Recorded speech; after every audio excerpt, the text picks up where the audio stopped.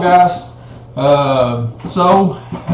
Just want to first off say glad that everybody down in Texas is getting out from underneath the Harvey. I know there's still a whole lot to do there, but still got everybody in their prayers, and saying a prayer for everybody down in Florida now, and make sure that you guys are all okay. So everybody keep your heads down and do what you can to help other people. So but yeah, busy week this week. Our good friend Jimmy, one of our top sales guys, he is down in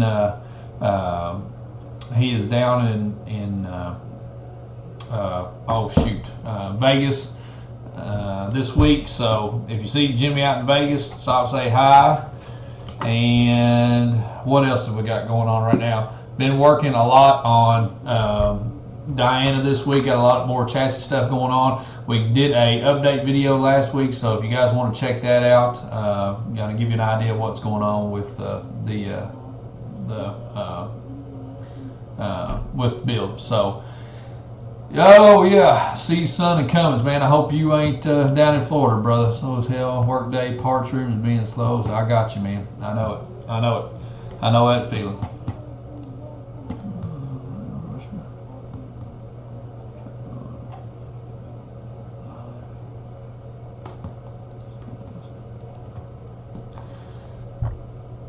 Adam said the sound doesn't sound good, so I don't know what the deal is on that. So I'll move the microphone just a little bit closer, see if we can get it going here. So, all right, Sam Hicks, you're the first one, man, looks like. Do you recommend deleting Cummins, or do you recommend keeping it in stock till warranty runs out? If you're concerned about your warranty, you need to leave your truck stock, absolutely. New diesels to 99 Dodge, 24 valve auto trans, 165K miles. Best mods for dependability and drivability. Truck uses a daily driver. Programmer like a Smarty, light set of injectors, and then play around with proper turbo for your truck. Probably like a 62 millimeter if you're going to do some daily driving or something. So yeah, Sam, if you're worried about warranty, definitely stay where you're at, man. Best way to shut off fuel on a 04.5 Dodge. I'm doing a compression test. Have it fast. When you unhook the fuel pressure sensor, well, actually, you know what? If you want to be 100% positive of it, you can unhook the main bell trip on the back of the firewall there. That'll disconnect all communications to the PCM, so you won't get any fuel there. So, yeah, that's actually a good question. Nick Burnett, got that. Smarty Touch, a better tuner or an edge used for an 01 6-speed Dodge? I already have bigger turbo injectors and a clutch.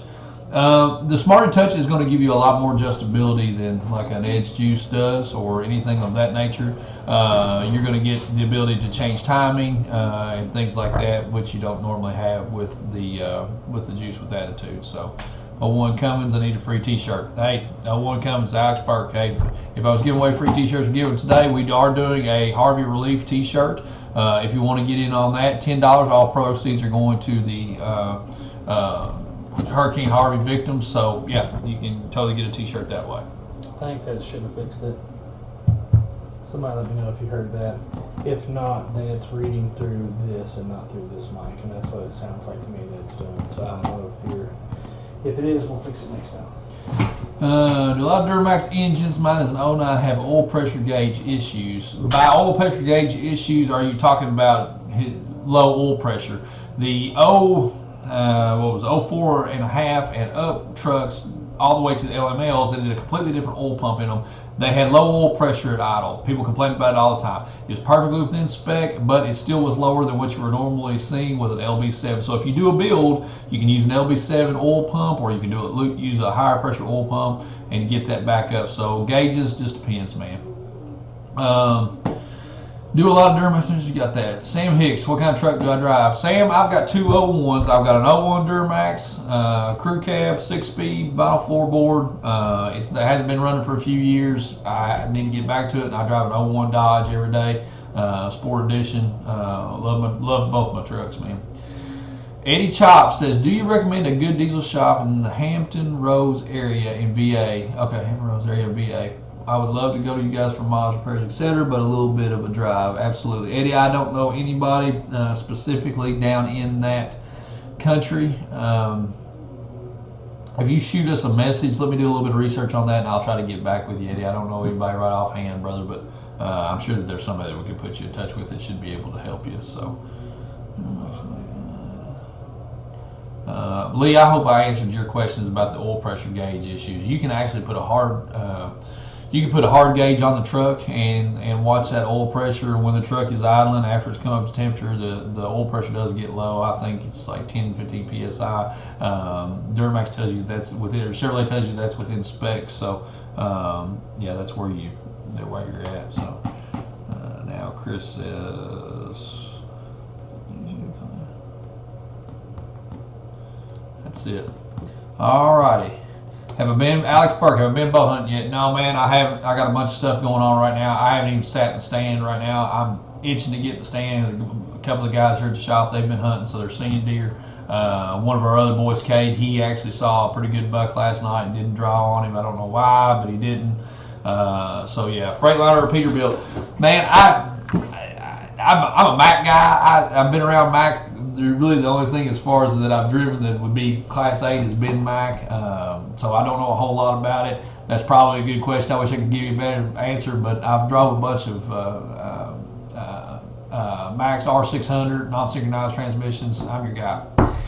Brian Montgomery says, looking for an aftermarket exhaust. I want no drone and cab. What do you recommend? Depends on what kind of truck you've got. If it's a Dodge, man, if it's common rail, we try to stay away from 5-inch because everybody wants 5-inch. 5-inch will get you drone in the cab. Stay inside a 4-inch with a muffler, and I think you should be good. Dylan Purdy, he's a Kenworth 900, man, so there you go. Lee Davis, 60 on startup, 25 to 30 after warm. Used to be 60 all the time. Lee, I think that's okay. I do. I think that's well within spec, especially on an 09 truck LMM. You can put a hard gauge on it and check it. You can go all the way down the oiling rifle. There's 1/8 by 27 MPG ports down through there. You can pick any one of them that you want to and pick up an oil pressure reading there just to double check it. 06 Dodge, yeah, absolutely. Stay in 4-inch, Brian. Something with a muffler that'll definitely keep you away from the drone. If you go with a non-muffler or a 5-inch kit, you're going to get a bunch of drone in the cab. And an 04.5 or 03 to 07 5.9 truck, the harder you load it, the louder it gets inside the cab, which is nice if you don't want to hear your wife talk or your kids scream or something like that. So if that's what you want to do, then I definitely suggest getting a 5-inch and drown all that out. So I hope the sound's getting better because Adam came down and said our sound wasn't worth a crap, so I hope it's okay. So if you guys have got any problems with the sound, let us know, man. Patrick Amon, no competition. I'm running over here for turbos on my truck. It's making a little over 1,800 horsepower at the wheels. With no competition, I'm coming over there for my turbos on my truck. It's making a little over 1,800 horsepower at the wheels. Patrick, if you're saying you're coming to our dyno day, that's awesome. Tickled to death to have you. Haven't seen a truck at 1,800 horsepower on the dyno, so it'd be great, man. What else we got going on right now? I showed you all the cooler last week. I don't guess I've got anything good in the office to show you new, and it's just 309, so we better get after it today. Yeah. So if you guys got any more questions, I'd love to have them, especially like right now. OBS 7.3 keeps leaking power steering fluid. Could it be the pump or the gearbox? Does whine noise when I turn it even when it's got fluid in it? Dylan, maybe pump at that point. A lot of people, as far as leaks go, they discount the lines. Always check your lines before you put a power steering pump or gearbox on them. You very well could have your leak at the lines right there. What kind of beer do I drink? You know, that's funny. I used to be a Budweiser man. In fact, I started out as a Miller man. I drank the High Life. I quit drinking High Life, and I went to Budweiser. And now I pretty much don't drink at all anymore. I used to drink 3 or 4 beers a night, you know, whatever. Now I'm lucky to drink 3 or 4 beers a month. I try a lot of different beers when I go out, so you know, it's whatever. Kelton Binion, what's going on with Diana? Chassis build, a lot more done. Motor's ready to go in. First mod to a brand new Cummins, lost you 2,500. What would it be? Air intake, Sam. What would be a good delete kit for my 2016 Cummins? If you're doing off-road, Jacob, I would definitely suggest looking at Race Me tuners. Any of the exhaust will be good for you. Adams put a bunch of crap up here and drove everybody down. Sorry about that. Here's your charity shirts. Dylan Purdy, Coors Light. That's good beer, man. That's good beer. Ronald Omar, what do you think of the GNR diesel sump? Ronald, we have GNR up now, finally. It is on our eBay site, so if you check it out, we've got both of those. We've got the one with the return, we've got the repair kit up too. It is an amazing sump. Definitely check those out. So who won the exhaust system? Y'all posted on Facebook. You know, JJ, I don't know who won that. Adam, maybe he can chime in here and answer that question. So Lee Davis, thanks so much for your time. This is awesome. Corey Beecraft, you're very welcome, Lee. Bass fishing or catfish, and why? I'm a bass guy first. I enjoy crappie fishing very, very much. I'm trying to teach myself how to run spider rigs right now. I'll catfish quite a bit as well. I just like to throw out the noodles. Sometimes I'll go out and catch my own pole too. So I like to catch anything, man. I'm a big bluegill fisherman too, especially on like porcupine quill or light tackle stuff. Anything you can catch a big slab bluegill on, man. I just love to fish. Love to fish. Clint Caldwell, best tuner for a 99 Ford F250 7.3 auto, looking for just a little better pulling power. We really like the TS 6-position switch and also the Power Hungry Performance Hydra chip. They're both about the same as far as what the product is itself, and then the differences, that's as far as it goes. TS has got can tunes. They've been a staple of ours for a long time. PHP has got more of a custom tuning feel to it. You're able to swap through tunes very easily by hooking it up to your truck. I really like both products. Either one of them would be great for you, Clint. When changing injectors on 04.5 Cummins, do I need to get the motor in TDC or anything before I remove the exhaust rocker? No. It doesn't matter where you're at in relation to TDC. You're always going to be in that relation. When you go back with the rockers, just make sure you retorque your rockers. Nick, that's actually a good question, man. Billy Irwin, I have an 08 Duramax with Corey Willis tunes and fully deleted. Is a Transgo shift kit worth getting?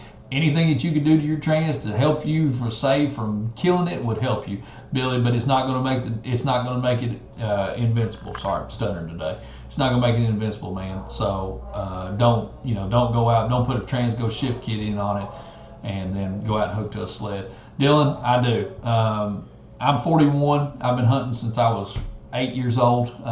Small game, rabbit, and squirrel with my dad. I've hunted deer since I could drive, so it's about 16. About 5 years ago, I met a guy that taught me how to duck hunt. I started duck hunting with him, and I never looked back since then. I love to duck hunt. Absolutely love it. Thank you. Corey, what is my opinion on Glock guns? I'm not a handgun guy. I'm not a gun dude. Even though I got a house full of guns, I'm a Remington guy. Everybody's going to probably pick on me because of that. I'm just not a gun guy. I'm just not some guy's a gun guy. The only handgun I even own is a 1911, and it's a Remington. That's the only handgun I've got in my house. So I hope I never have to use it on anybody, hopefully. But that being said, I did have somebody walking through my field at the house on Saturday that I thought I was going to have to shoot. Thank God I didn't have to do that, because I really don't want to take another human being's life, but I will if you come to my house and you threaten my family. So just like everybody else. Yeah, and Adam put the link up for the charity shirt. He pinned that, so that's good. I'm sure that we're probably going to be doing something for whatever it is, Irma, whatever the new hurricane is down there. So hopefully we're going to do something with that too. What else have we got this week? I don't know if Hunter has got Anarchy tuning up. Hopefully Anarchy is going to be up on eBay and Amazon soon. So how do y'all handle carbon braking in the head on the 6.7 Cummins? How do y'all handle carbon braking on the head on the 6.7 Cummins? EGR delete at that time. Shane, excuse me. EGR delete. Just try to keep as much of the carbon as you can out of it. That's also would lend itself into going away from BGT turbo as well. So anything that you can do to just keep flow across the head, that's going to be the best thing for it, I would think. Have I ever saltwater fished? No, Corey, I haven't. I'd like to try that too. I would really like to try that too.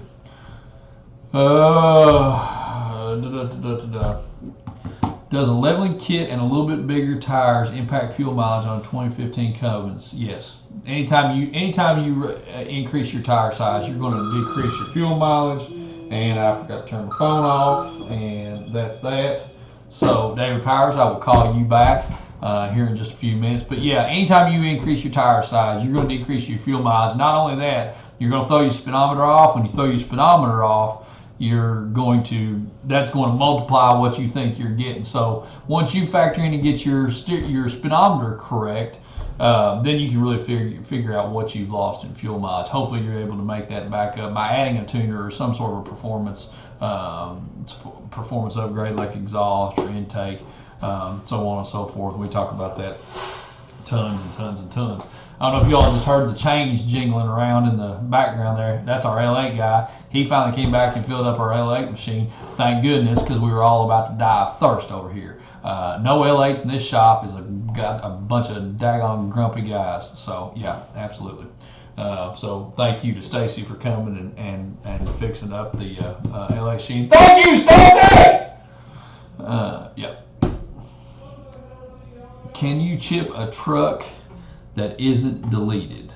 Yes, you can, and that's going to raise the efficiency of the truck too. A lot of the tuning right now is being based around DPF delete, DPF on, which a lot of guys are working blood, sweat, tears. And Nick from Duramax Tuner, Corey from PPEI, and all the others are all working on getting good DPF on tuning to you to be able to get you better fuel mileage and more power, because it's going to be the future for sure. What's the best mile per gallon you've seen a 6.0 get? I've heard some guys talking about 20 to 25 miles a gallon maybe if they do a bunch of road driving, man. Brad Gromley, 2007 Dodge Ram 3500, has a hard shift at slower speeds when it downshifts from third to second and goes into overdrive hard sometimes. Could this be the throttle valve? Brad, I don't know. I would like to see, honestly. Yeah, there's Josh Wesley. This guy will tell you 20 miles per gallon. There you go. And Josh will tell you right. Brad, you know what? I don't know on that one. That's an odd one. I don't know if you've got something going on in your converter there that's causing that, or if you've got something hanging up in your valve body. Have you done any modifications? Has it got a aftermarket valve body on it? I'd like to know a little bit more about it. So, when hooking up a trans temp gauge to a 47RE, do I need to put the sensor in the pan, or can I put it in a stock sensor port above the pan, or any better suggestions? The stock sensor port above the pan is going to be the best place for it. Watch out and putting it on any of those 1/8 bungs around the accumulator piston. You can put that in there, and if you put that in there a certain depth, the accumulator piston won't go all the way down, and you can burn up a transmission. So watch what port you put that. Watch what port you put that bung into. Definitely want to try to take it in the one right above the pan, man. Tried a new valve body, didn't fix the issue. Watch governor pressure, seemed to be fine. Well, have you tried going to the GM governor pressure solenoid? Maybe it's an electronic thing. Be awesome if you could watch it on a graph and see what it's doing. I would suggest trying that just to see if it'll get you dialed into it, Brad. I don't know, man. I don't know. That's a good one. You stumped me on that one, Brad. If we're giving away question of the day, Brad, that one's going to you. So maybe Adam can reach out to you and send you a sticker or something. So wish I could have helped you on that. It's an odd one. Not an automatic guy. Some guys are good at stuff. I'm terrible at sharpening knives and automatic transmission diagnosing. Can you give a ballpark of what you think the Garrett Power Max will do as an upgrade? It depends on what fueling modifications you've got, Corey. That's actually a good question. Depending on what fueling modifications you got, it just depends on what the Power Max is going to do and what truck you're talking about. The 6.0s, it's probably, with heavy fueling, tuner, exhaust, intake, I would say you're probably looking at another 40 to 50 horsepower. Josh can act like that. Well, I was being woozy like peanut butter. I know. That's what I'm saying. I ain't seen much out of Woosley on the Snapchat here. Somebody better check on Bane and make sure he's all right, man. I think I'll do that today.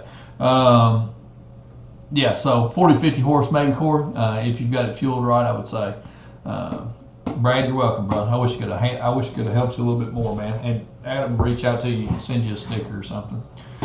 What else? Shoot, it's 3:20. I'm gonna go off D&D. So if you guys want to call 859-355-9002, we can talk Kentucky football, which we have not done yet.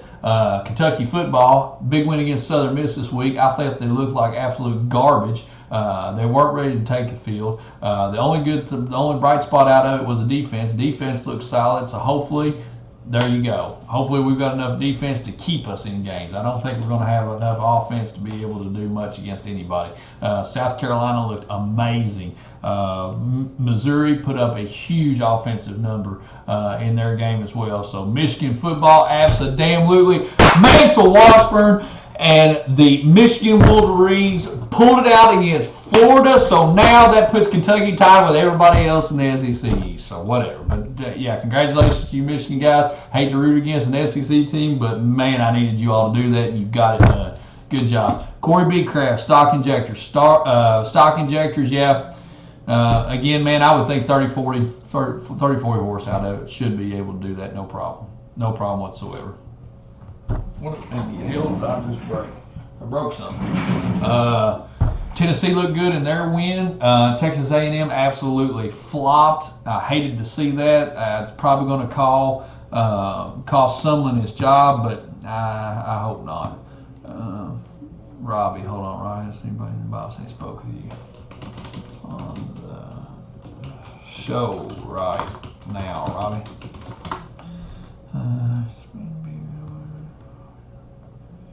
Waiting for the winner to respond before we announce the exhaust winner. Had a few technical difficulties on the exhaust. So you guys asked us about the exhaust. Adam just said that we're not going to announce the exhaust winner because we had some technical difficulties on that. I don't know what he meant by that, but hey, that's all right.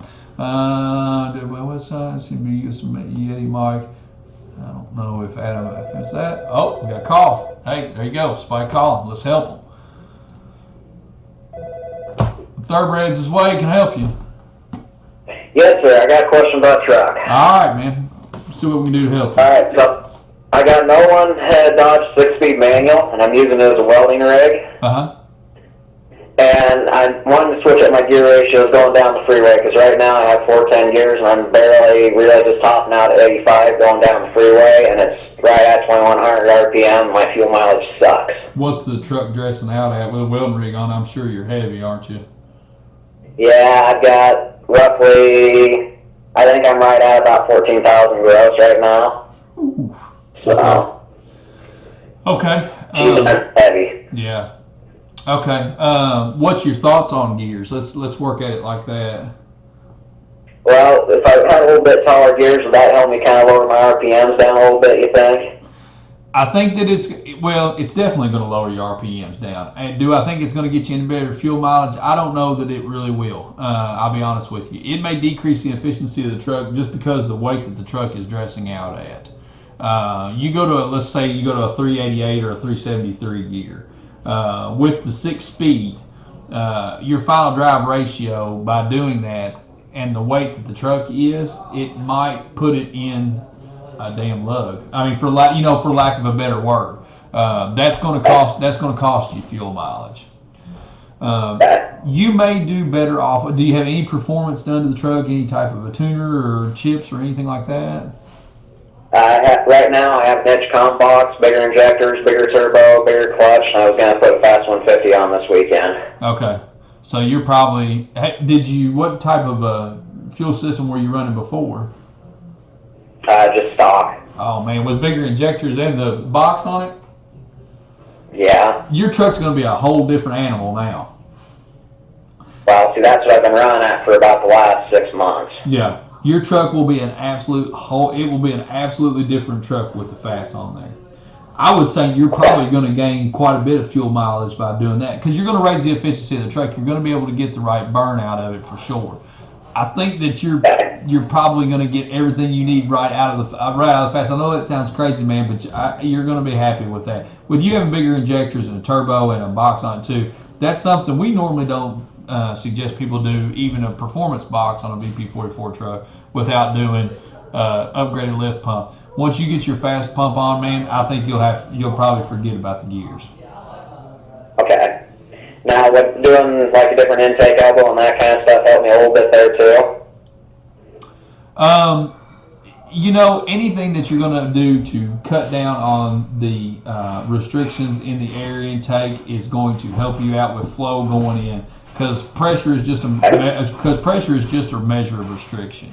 So as you ease out any of the restrictions that you can, you're going to get better flow across the head. That's going to make the truck more efficient too. Sometimes those things like air intake elbows, even though they're expensive and you don't get a lot of seat of the pants change from your truck out of them, or a huge change in fuel mileage, you're going to get more efficiency out of the truck, and in the long run, it is going to pay off. So a little at a time is better than nothing, man. Okay. But that's it. I'm excited to see what your truck does after the fast, man. Give us a call back next week, and we'll see where we're at, and then maybe we can talk about gears. Well, I have yet to order it yet, so I might be getting with you guys on getting it ordered then. Okay, absolutely. We'll be glad to help you. I've got you on the line coming into my office. If I need to, I can park you and have one of my sales guys get you taken care of. I would take you up on that. My foreman's walking up to my truck right now. I got to hop out and weld something, so I'll let you go. I'll call you back sometime in the next couple of days. All right, man. Be safe. Thank you for the call. Yep, thank you, sir. See you, Bye-bye. Bye-bye. All right, good guy. I'm going back on D&D. I want to talk about Chris Carlson's post right here. Chris Carlson, this is a good question, man. I'm going to try to answer this the best way that I know how, and not have to give you a chicken-ass answer that I always have to give you guys on whether to delete your truck or whether or not, because those are the types of things that you get into a lot of legality issues. So there's a certain answer that I've got to give you guys on that. And I'll be honest with you, it kills me right all the way in my core. The Diesel Brothers thing, any type of publicity that the diesel industry is getting, even if it's negative publicity, it's still publicity, and it's putting a light on the diesel industry. So it keeps diesel in the forefront. I think that it is more of a danger to the diesel industry to be forgotten than it is to have a negative spin on it, because you can be as negative as you want to about something, but most of the negativity is really unfounded, to be honest with you. Light duty diesel owners are not going to cost us a 10-degree change in climate. Let's be honest about it. Are there things that need to be done in the light duty industry to clean it up just a little bit? Yeah, absolutely, man. 100%. People need to start embracing DPF. They need to start embracing the changes that are coming with some of the environmental tuning and the different tiers that are coming along with that. That's going to keep us in a positive light to the people. But as far as the Diesel Brothers go, that's not exactly my cup of tea, but I do appreciate what they're doing to put diesels in the forefront and keep them on everybody's mind and keep people talking about them. And I think it's going to help us all out in the long run, man. And for the record, you also went on to say 100% in favor of modifying, deleting, more horsepower, better efficiency. Chris, I agree with what you're saying too.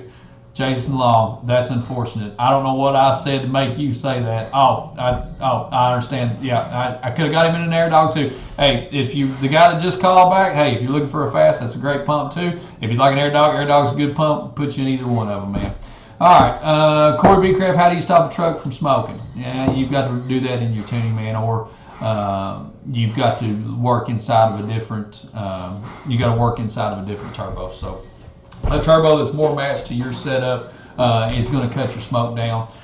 If you've got your low boost fueling on your truck turned off, it's going to smoke a lot more on the bottom end. So, all right, guys, it's 3:30. That's all I got. If you need anything, give us a call. As always, don't have a whole lot going on specials this week or running from that, but just keep an eye out on the website for Dyno Day coming up. Information about Dyno Day, and we probably will be running a few specials coming out. I want to answer Brendan's question last. 2015 6M Cummins, my fuel F200 lift pump moves too much fuel too fast, and it is heating my fuel up and causing my fuel pressure to drop from 8 psi down to 12 psi as it heats up. What can I do to cool my fuel system? Brendan, I don't know if it's the heat that's causing that kind of a pressure drop. That would have to be a significant heat to cause that kind of pressure drop. I do like the research that you've done in that to try to figure that out. I wonder if the pump itself is getting warm and that's causing the motor to slow down, and that could be causing your issue there. Honestly, you probably want to check into that more than in just the heat issue in the fuel. So thought a converter to 8569 would greatly improve on fuel consumption. Absolutely. All right, guys, you all have a good day. Everybody in Florida, stay safe. If you've got any questions, give us a call. Bye, Wade.